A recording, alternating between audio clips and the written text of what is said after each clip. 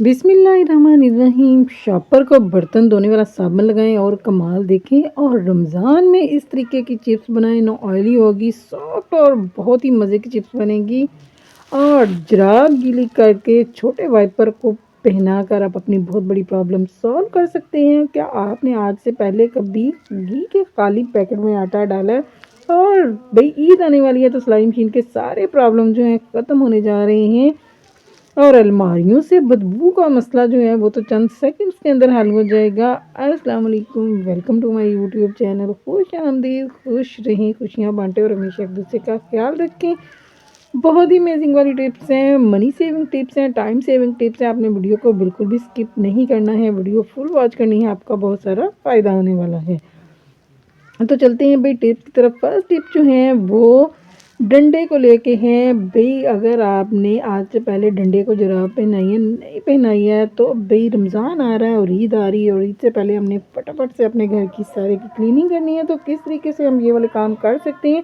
आपने क्या करना है, आपने झाड़ू का डंडा ले लें या वाइपर ले लें और उसके ऊपर आपने इस तरीके से जुराब जो है वो पहना लेनी है। और उसके बाद वहाँ पे जहाँ पे आपका हाथ ईजिली नहीं जाता है, चाहे वो अलमारियाँ हों, चाहे वो दरवाजे हों या आपकी दीवारें हों या कोई भी चीज़ जहाँ पे आप उसको क्लीन करना चाहते हैं और आपका हाथ ईजिली नहीं जाता है, तो वहाँ पे आप इस तरीके से जरा पहना के आप इजीली जो है क्लीनिंग कर सकते हैं। देखिए कितनी सारी मिट्टी थी दरवाजे के ऊपर से जो कि इजीली उतर गई है। तो चलते हैं भाई नेक्स्ट टिप की तरफ। भाई नेक्स्ट टिप जो है, ईद आ रही है और ईद पे हमें बहुत सारी सिलाई करनी है। और सिलाई करने के लिए सबसे पहले तो हमारी सिलाई मशीन जो है इसको परफेक्ट होना चाहिए, बिल्कुल इसका टांका, उसकी आवाज़, हर चीज़ सेट होनी चाहिए।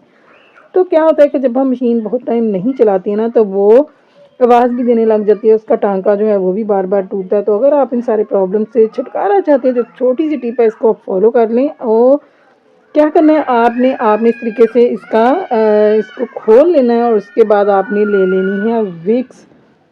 विक्स जो है वो बहुत अच्छे से काम करेगी। आपने विक्स जो है उसको ले लेना है, चाहे आप हाथों की मदद से लगा लें या कोई आप कॉटन बुड वगैरह जो है वो यूज़ कर लें। आप इजीली हाथों की मदद से भी इसको लगा सकते हैं। आपने थोड़ी सी विक्स हाथों को लगा के तो इसके अंदर अच्छे से आपने लगा देनी है। भाई लगा रहे हैं तो ये ध्यान रखिएगा कि पीछे से मशीन ना चला दे।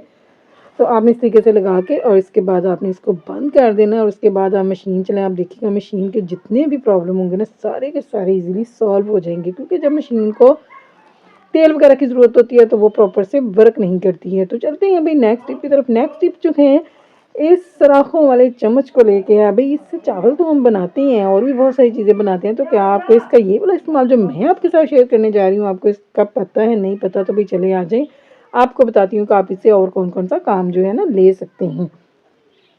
तो भई अगर हमें मेथी तोड़नी है, अगर हमें धनिया तोड़ना है, तो इसके लिए बहुत सारा टाइम चाहिए होता है। तो अगर आप इस टिप को फॉलो करेंगे तो आप देखिएगा आपका ये वाला काम जो है ना मिनटों में हो जाएगा। दूसरा, आपके हाथ जो हैं वो बिल्कुल भी नहीं थकेंगे और आप फटाफट से ये वाला काम जो है ना कर सकेंगे।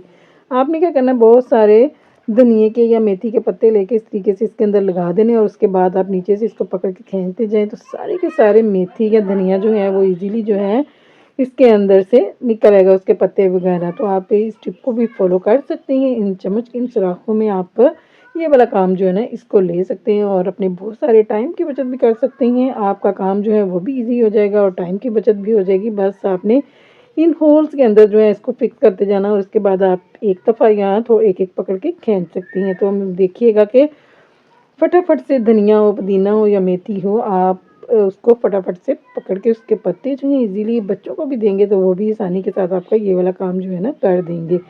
तो भई कैसा लगा आपको इन चम्मच के इन सुराखों का राज़? तो उम्मीद है कि ये वाली टिप भी आपको अच्छी लगी होगी। तो चलते हैं भई नेक्स्ट टिप की तरफ। नेक्स्ट टिप जो है वो रिमोट को लेके क्या होता है, रिमोट जो है वो प्रॉपर से काम नहीं करता है। रिमोट हम समझते हैं कि रिमोट ख़राब हो गया या इसके सेल ख़त्म हो गए। तो अगर आप चाहते हैं कि आपके सेल जो हैं दोबारा से कुछ टाइम के लिए वर्क करना शुरू कर दें, तो आप इस टिप को फॉलो करेंगे। आपने क्या करना है, आपने माचिस की डिब्बी ले लेनी है और माचिस की डिब्बी के ऊपर जो मसाला सा लगा होता है उसके ऊपर आपने सेल जो है उसको रब करना है। तो आप देखिएगा इस तरीके से ये वाला काम करने से आपके सेल जो है ना वो थोड़े टाइम के लिए आपको दोबारा से काम दे जाएंगे। और आपको इमरजेंसी में इस टिप को ज़रूर फॉलो कर लीजिएगा। उसके बाद अपने रिमोट में सेल डाल के आप इसको चलाएंगे तो आपका सेल जो रिमोट है वो बिल्कुल ठीक हो जाएगा। तो उम्मीद है कि ये वाली टिप भी आपके ज़रूर काम आएगी, क्योंकि कभी-कभी कोई सेल ला के देने वाला नहीं होता और फटाफट से हमें चाहिए होते हैं, तो इन टिप्स को हम फ़ॉलो कर सकते हैं। तो चलते हैं भई नेक्स्ट टिप की तरफ। नेक्स्ट टिप जो है चारपाई की चादर को लेके है। चारपाई की चादर बार-बार हम बिछाते हैं तो वो इकट्ठी होती रहती है, बच्चे ऊपर चढ़ते हैं या कोई भी बैठता है तो चादर जो है ना फटाफट से इकट्ठी हो जाती है। तो अगर आप इस टिप को फ़ॉलो करेंगे, आपने क्या करना है, आपने ले लेना है कोई भी क्लॉथ क्लिप ले सकते हैं या आप फाइल क्लिप ले सकते हैं, उसको आपने इस तरीके से लगा देना है। या फिर कोई भी ये ब्रांड्स के शॉपर आते हैं, उनके अंदर ये रोप सी होती है, तो आप इसको भी इस तरीके से चारों कोनों पे बांध सकते हैं। इसके अलावा अगर आपके पास पोनी है तो आपने पोनी जो है वो इस तरीके से लगा देनी है। आपने लगा के पोनी को इस तरीके से फोल्ड करना है कि पता भी नहीं चलेगा कि चारपाई के ऊपर पोनी लगी हुई है, और आपकी चादर जो है वो बहुत अच्छे से फिक्स रहेगी। बच्चे छलांगे भी मारते रहेंगे ना, तब भी आपकी चादर जो है वो बिल्कुल भी नहीं हिलने वाली है। ये देखिए, इस तरीके से आपने पोनी लगा के तो उसको अच्छे से फोल्ड कर देना, और उसके बाद आपकी चारपाई की चादर जो है बिल्कुल अच्छे से सेट रहेगी, बिल्कुल भी नहीं हिलेगी। दूसरा कॉटन की चादर लिया करेंगे, मोटी चादर बचाया करें, वो बहुत कम हिलती हैं और अपनी जगह पे फिक्स रहती हैं। तो उम्मीद है कि ये वाली टिप भी आपको अच्छी लगी होगी। तो चलते हैं भाई नेक्स्ट टिप की तरफ। नेक्स्ट टिप जो है बल्ब को लेकर। क्या होता है कि जब किचन में बल्ब लगा होता है ना, वो बहुत जल्दी गंदा हो जाता है, फिर उसके ऊपर ग्रीसी स्टेन्स वगैरह होते हैं, वो इजीली रिमूव नहीं होते हैं। तो अगर आप अपने बल्ब को फटाफट से वाइट क्लीन करना चाहते हैं तो आपने क्या करना है, आपने ले लेनी हेयर स्प्रे। इस तरीके से आप बल्ब के ऊपर हेयर स्प्रे करेंगे और उसके बाद किसी भी टिश्यू से या कपड़े से आप क्लीन कर लेंगे, तो आप देखिएगा आपका बल्ब वाइट चमकता होगा। उसके बाद आप इसको यूज़ करें, आप देखिएगा कि उसकी रोशनी जो है और ज़्यादा तेज़ हो जाएगी। तो चलते हैं भाई नेक्स्ट टिप की तरफ। नेक्स्ट टिप जो है, आपने कोई भी एक्स्ट्रा आपके घर में बाउल है, कटोरी है, कप है, वो ले लेनी है और उसके अंदर आपने डालना है मीठा सोडा। मीठा सोडा डाल के उसके अंदर आपने लौंग जो है इस तरीके से 5-6 लौंग जो है इसके अंदर आपने लगा देने हैं, और लगाने के बाद हम क्या करने जा रहे हैं जिससे आपकी बहुत बड़ी प्रॉब्लम सॉल्व हो जाएगी। इसके बाद आपने कोई भी पेपर ले लेना, कोई भी शॉपर लें, इसको काट के तो इस तरीके से लगा के ऊपर से आपने फोक लेके तो उससे होल कर देने। इसके किसी भी चीज़ से पिन वगैरह सुई वगैरह से भी होल जो है कर सकते हैं। और इसके बाद हम इसको कहाँ पे रखेंगे भाई, अलमारियों के अंदर। कपड़ों से अजीब सी स्मेल आती रहती है, दराजों से। जब हम सीज़न के कपड़े रखते हैं ना, तो नए सीज़न वाले निकालते हैं तो क्या होता है कि उनके अंदर से अजीब सी स्मेल आती है और उनको धोना पड़ता है। लेकिन अगर आप ये वाली टिप फॉलो करेंगे तो आपकी अलमारियों से बिल्कुल भी स्मेल भी नहीं आएगी, और एक वो सेंक सी लग जाती है, वो भी बिल्कुल भी नहीं लगेगी। तो उम्मीद है कि ये वाली टिप ट्रिक आपके काम आएगी और इस टिप को आप ज़रूर फॉलो करेंगे। तो चलते हैं भाई नेक्स्ट टिप की तरफ। नेक्स्ट टिप जो है, इस तरह घी के खाली शॉपर को लेके हैं, घी खाली हो जाता है, उसका पैकेट जो है खाली होता है, तो इसको हम बेकार समझकर फेंक देते हैं। भाई आपने इसको बेकार समझकर फेंकने से पहले इसके साथ ये वाला काम जो है ज़रूर करना है।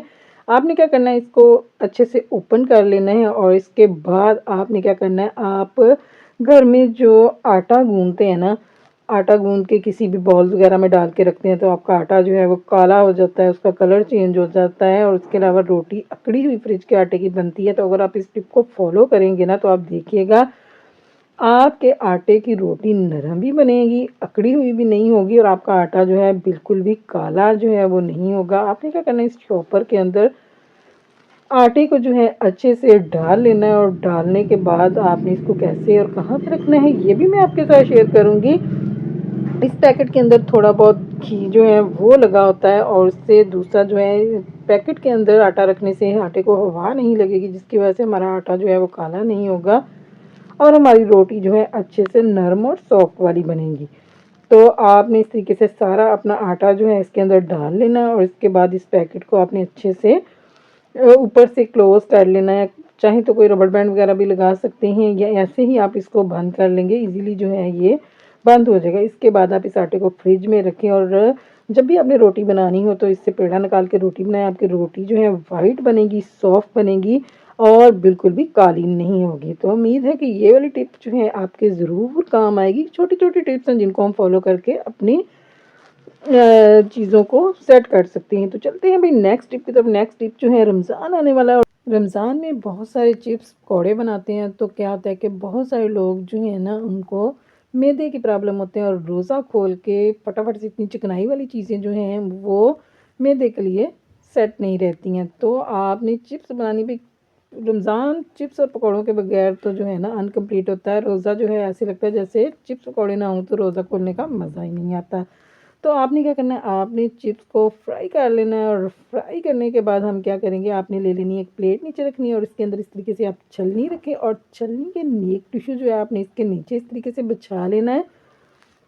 और उसके बाद आपने जो अब चिप्स या पकौड़े हैं उनको इसके अंदर निकालना है और उसके बाद आपने क्या करना है, आपने ले लेना है एक टिश्यू और लेंगे और उस टिश्यू से जो है ना हम इसको अच्छे से ऊपर से क्लीन करेंगे ताकि जो एक्स्ट्रा इसके ऊपर ऑयल या घी है ना वो इजीली निकल जाए।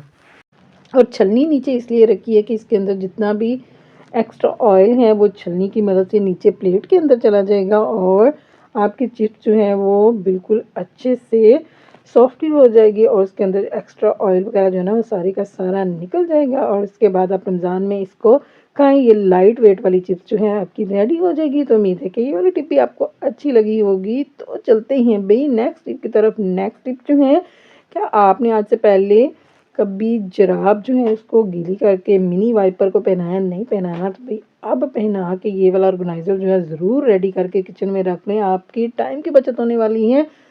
क्योंकि भाई रमज़ान में हमें इबादत करना होती है या वैसे भी इंसान के पास कम ही टाइम होता है, काम ज़्यादा होते हैं और टाइम कम होता है, तो आप इस तरीके से अपने टाइम की बचत कर सकते हैं। तो आपने क्या करना है, सिंपल पानी में जुराब जो है साफ़ सुथरी होनी चाहिए, उसको गीली कर लें और गीली करने के बाद आपने उसको वाइपर को जो है ना छोटा वाइपर है तो एक जुराब जो है इसके लिए काफ़ी होती है। आपने अच्छे से वाइपर को जुराब पहना लेनी है और उसके बाद आपने क्या करना है, आपने इसको अच्छे से सेट कर लेना है और इसके बाद आपके किचन में आपके कैबिनेट जो हैं वो अक्सर गंदे हो जाते हैं, उनके ऊपर निशान वगैरह पड़ जाते हैं। तो आप बजाय हाथों से उनको एक एक को साफ़ करने से इस तरीके से वाइपर की मदद से आप इजीली इसको क्लीन कर सकते हैं। बहुत इजीली क्लीन होंगे।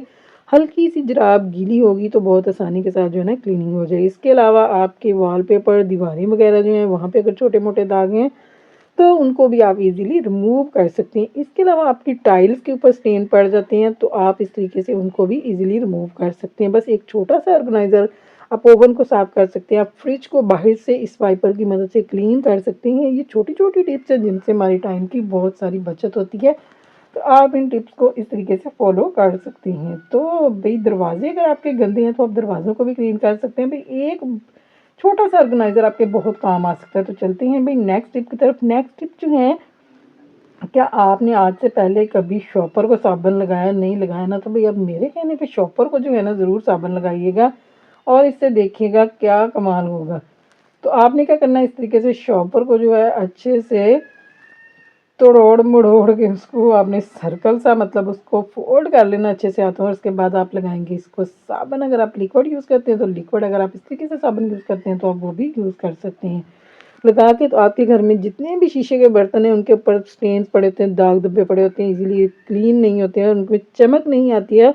तो आपने इस तरीके से शॉपर को साबुन लगाना है और इसके बाद शीशे के बर्तन जो है ना उनको आपने अच्छे से क्लीन करना है। तो आप देखिएगा कि कैसा मैजिक होगा और आपके बर्तन जो हैं शीशे के फटाफट से इस ऑर्गेनाइज़र की मदद से जो है ना चमक जाएँगे। आप इनको साबुन लगाने के बाद अच्छे से सिंपल पानी से वॉश कर लेना, तो आप देखिएगा बिल्कुल ऐसे लगेंगे जैसे आप अभी इनको बाज़ार से ख़रीद के लेके आए। इसके अलावा दूसरे अगर बर्तन आप वॉश करना चाहें तो वो भी आप कर सकते हैं। आपके सारे के सारे बर्तन बहुत अच्छे से वॉश हो जाएँगे। दुआ में याद रखिएगा। अल्लाह हाफ़िज़।